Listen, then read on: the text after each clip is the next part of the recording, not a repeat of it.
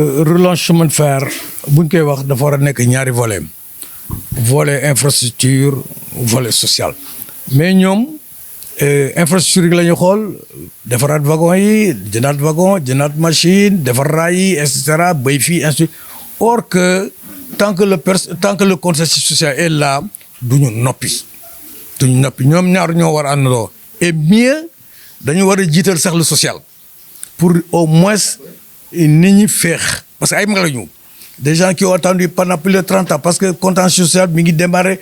octobre 92 ak léegi ça fait au moins plus de 30 ans ngay xaar ces dossiers ñii ñibbi nañu laaxira ñii muntu ñu ngi tëdd ci lal yi ainsi donc li ñu bëgg daal mooy nañu defar raay yi nañ defar bâtiment yi nañ defar ay machine wagon tout ce qu'on veut mais également nañ seet li nga xam ni mooy contexte social bi ñu convoqué waat le groupe de travail au niveau de l'AGE mu woo l'expert mu ñëw toog ñun ñu dem toog ñu traiter les dossiers pendant ku ci am droit ñu jox la ko ku ci am aussi également ay rappel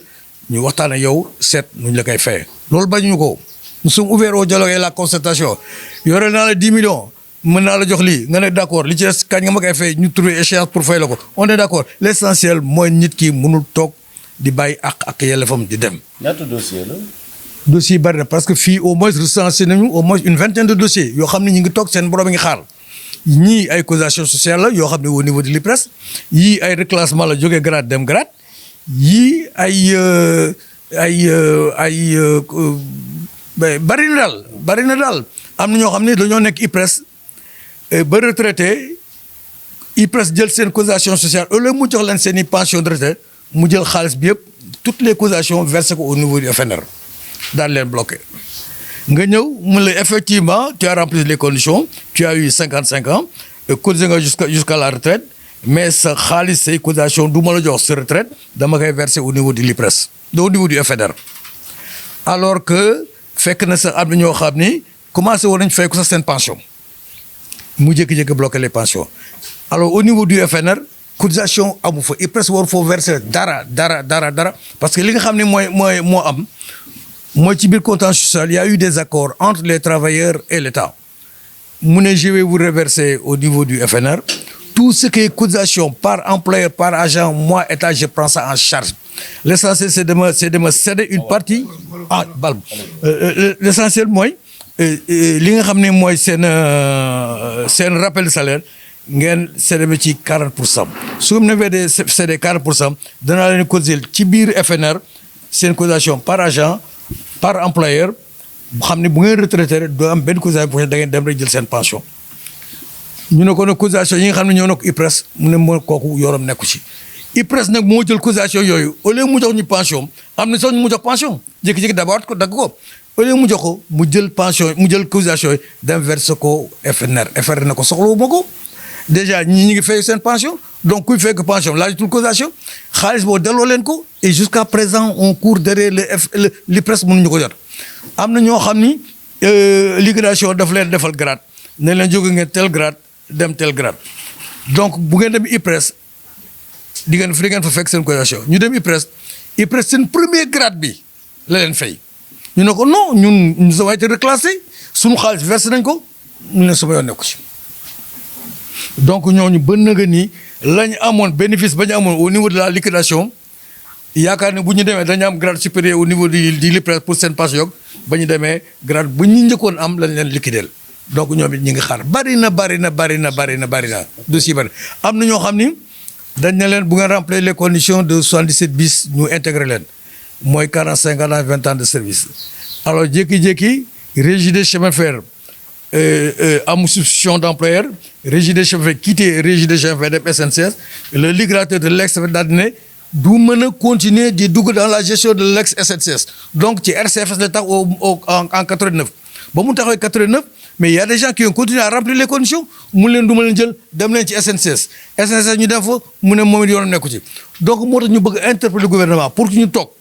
ñu seet yi ñu war a régler ñu mën ko régler mu jeex mais am na fi cas yu bari bi yana am pagaille donc au moins plus de 20 dossiers ñu ngi fi toog kenn waxtul dara ci ñoom. ba si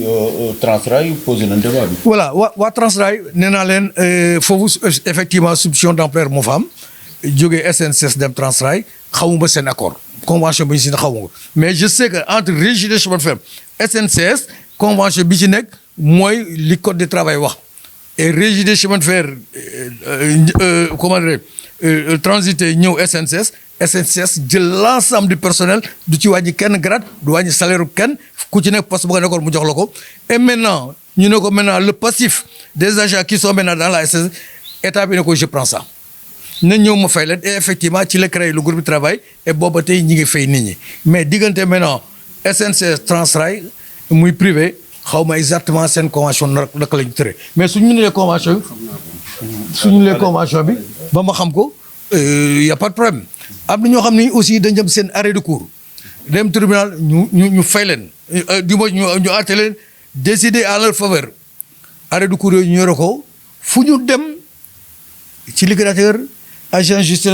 ministre bi ñu naan leen du fii tey nga yore sa arrêt de cours ñu war la ko fay tribunal àtte la jox la raison alors mënoo am grade mënoo am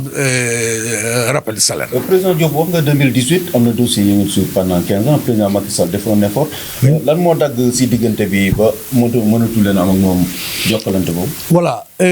effectivement au passage ñu ngi remercier le président Macky Sall parce que boo man mii le viré dans notre compte en passant par la liquidation de l'ex 510 millions ñëpp kontaan ñu commencé reclasser nit ñi cotiser leen. et maintenant fay leen seen rappel de salaire mais mu jékki-jékki ñu jël 100 millions le directeur de l'IPRES à l'époque Alassane Robert Diallo je crois c'était ça moo nañu bu ngeen ba joxee 100 millions li nga xam ne moo fi nekk ci dossier ci ay cotisations yu ñu def man danaa jël 100 millions ku ci nekk ma cotiser li ma la war a cotiser reclasser le grade bi supérieur ba pare fay la rappel yi ñu jox ko 100 millions mu commencé defar jékki-jékki arrêté dem retraite xamatuñu lu xew ci dossier boobu alors que ñun dañuy réclamer 100 millions yoo xam ne ña nga fa woon liquidateur de l'ex SNCF versé woon ko IPRES ba ñu commencé woon di liggéey commencé di reclasser des na 59 personnes yoo xam ni jusqu'à présent reclassé wuñu leen fay ñu leen seen rappel te ci 100 millions lañ bokk IPRES nangu ñu déglu bu ñu leen woowee bind naa comment dire demande d'audience au directeur général de l'IPRES tontuwuma bind naa demande d'audience au PCA de l'IPRES tontuwuma mais foo jëm koo bind du la wuyu du la faale. moo tax ñu def suñu assemblée générale bi nag pour que le président Macky Sall xam ni ñun ay mag la ñu sonn te mag li may dégg ñuy wax naan mag kenn du ko dikk nañ ko jox li ñu ko amal bëgg nañu nu mu gën gaawee alors président Macky Sall jël dossier yi régler ko alors jox nit ñi seen reclassement ñi mu fay leen seen droit ñi am arrêt de cours wala jugement ñu reclasser leen et cetera et cetera et cetera. laaj bu mujj mbooloo bi moom mi ngi fii ba léegi mobilisation bi donte wax nga ay mangeen kenn du leen xaar si mbedd yi ngeen yi baaree tadeeg yooyu wala saxaar waaye kaddu gi mujj gi lan la parce que kaddu gi mujj daal mooy woowaat kilifa réew bi ne ko cheminot yi nga xam ni dañu am contentieux SFS amatuñu interlocuteur ak l'État ce n'est pas du ministre des finances moo ñu wuyu du agent judiciaire de l'État moo ñuy wuyu du comment dire le ministre chargé des chemins de fer nouvellement élu moo ñuy wuyu du kenn te loolu nag mëntuñu ko xaar léegi li ñu bëgg daal mooy le président joxe des actions nécessaires pour ñu wooma ma ànd ak sama équipe ñu liquider les dossiers en naissance au chemin de fer concernant la liquidation de l'ex-SFS et de l'ex-SNCS. Le président du regroupement national des cheminots déflatés et également je suis membre de la commission de liquidation de l'ex-RCFS. Où en êtes-vous avec justement ces dossiers pendant qui vous ont valu cette grande assemblée générale? Voilà, merci Babacar. Nous avons préféré aujourd'hui tenir une assemblée générale avec la participation de l'ensemble des cheminots qui ont des dossiers pendants au niveau de la liquidation de l'ex-RCFS et de l'ex-SNCS. Donc les camarades ont quitté un peu partout avec des délégations de Dakar à Kidira pour venir assister à cette assemblée. Alors, ça fait déjà au moins 13 ans ou même plus que la liquidation ne fonctionne plus. Alors les travaux ont arrêté. Alors les cheminots sont là, ils attendent à ce qu'on liquide leur dossier, ce qu'on leur paye leurs droits, les plus légitimes d'ailleurs, mais ils n'ont pas d'interlocuteur. À chaque fois qu'on envoie des demandes d'audience au niveau des autorités, ministre des Finances, AGE, etc., etc., on n'a pas de retour, on n'a pas de réponse. À chaque fois qu'on envoie des demandes de réclamation, également, ça reste sans réponse. C'est pour ces raisons que nous avons préféré aujourd'hui tenir cette Assemblée générale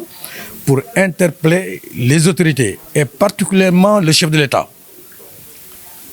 Parce que si on regarde bien,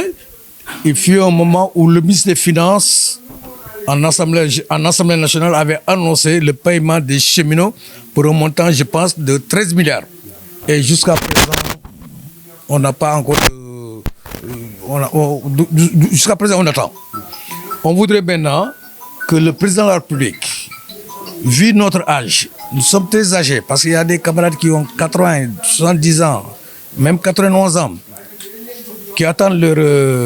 contentieux, le règlement de leur contentieux, et que ça n'arrive jamais. Et souvent, nous disons qu'on ne peut plus attendre. Il faut qu'on règle rapidement le contentieux social de l'ex-espèce avec les conséquences financières qui suivent. Et quand vous dites que vous n'avez plus d'interlocuteur, où est-ce que ça cloche? Ça cloche au niveau de l'État. Parce qu'avant, il y avait un groupe de travail, le ministre des Finances, en l'occurrence l'agent justice lançait des convocations au niveau de la SNCS. Alors, le groupe de travail s'est préparé et rencontré l'AGE, l'expert de l'ex-SNCS et les syndicats pour travailler sur le dossier. Maintenant, le groupe de travail ne fonctionne plus. Depuis plus de 15 ans, on attend, l'AGE ne convoque pas, les cheminots attendent. Donc, ça cloche au niveau de l'AGE ou du ministère des Finances. Ouais. Et votre point de vue par rapport à cette relance annoncée en grande pompe, même si elle a commencé, mais vous pensez qu'on ne peut pas privilégier les infrastructures et laisser le social à côté? Non, ça on ne peut pas l'accepter. C'est inadmissible. Alors, quand tu veux relancer le chemin de fer, il faut les deux volets. Il faut d'abord les infrastructures, il faut également le social. Parce que même les agents qui sont en activité, ils ont des problèmes de contentieux. Donc, nous nous demandons au même moment et même avant de régler d'abord le contentieux social, de régler la situation administrative des agents et ensuite, maintenant, s'occuper des infrastructures. Parce que nous, on ne peut pas attendre. On ne peut pas attendre. Nous avons des droits et puis nous sommes très âgés. Donc nous demandons au même moment où l'État a tenté de régler les infrastructures, règle en même temps le contentieux social. Et surtout que le ministre des Finances avait avancé qu'avant la Tabaski de 2022, on allait régler l'ensemble des contentieux du chemin de fer. Et jusqu'à présent, on attend. Vraiment, ça ne va pas. Nous interpellons le président de la République pour qu'il donne les instructions nécessaires au ministre des Finances, au ministre de tutelle, au ministre des chemins de fer, nouvellement élu, pour qu'au moins qu'il prenne en charge le dossier social des cheminots. On sait que vous êtes des retraités, mais la capacité de mobilisation est là. Et ça veut dire que vous allez toujours privilégier l'approche négociation, même si votre place n'est plus dans les rues. Voilà, très bien. Et nous avons pensé organiser une assemblée générale, sensibiliser les camarades, pour qu'au moins, à chaque fois qu'on se réunisse, le président soit au courant que les cheminots ne sont pas contents. Alors, on ne peut pas aller dans les rues, mais on a notre siège et on se regroupera, on tiendra des assemblées générales autant que se peut. À chaque fois que le besoin se fait sentir, on va convoquer les camarades, ils vont quitter Dakar, Guinguinéo, Tamba, un peu partout pour venir nous répondre. Donc, nous allons continuer à tenir ces assemblées générales. Si on n'arrive pas à tenir les assemblées générales une fois par semaine, on fera en sorte que chaque 15 jours, on tiendra notre assemblée générale uniquement pour interpeller le président de la République. Pour lui que les anciens sont là, ils réclament leur dû. Voilà. À peu près, vous avez parlé d'une vingtaine de contentieux, vous pouvez le confirmer, et combien de cheminots sont concernés? Effectivement, il y a au moins une vingtaine de dossiers qui sont là en pendant. Et tout à l'heure, vous avez remarqué que les gens ont posé des questions, ils se sont manifestés. nous avons recensé une partie des dossiers et nous allons continuer, Inch'Allah, la semaine prochaine à recevoir les camarades qui ont des dossiers pendant pour faire le travail. Et, par exemple, si on prend un dossier qui concerne le reversement des cotisations, ça fait plus de 800 personnes qui sont dans ce dossier-là. Et chaque dossier engorge au moins des centaines de personnes. Hein? Donc l'ensemble du dossier contentieux qui reste pendant, ça fait plus de milliers de personnes qui attendent. Et nous demandons encore une fois, je le répète, je ne cesse de le répéter, au chef de l'État de venir au chemin de fer, de donner les actions nécessaires pour régler définitivement le contentieux social de l'ex-RHS.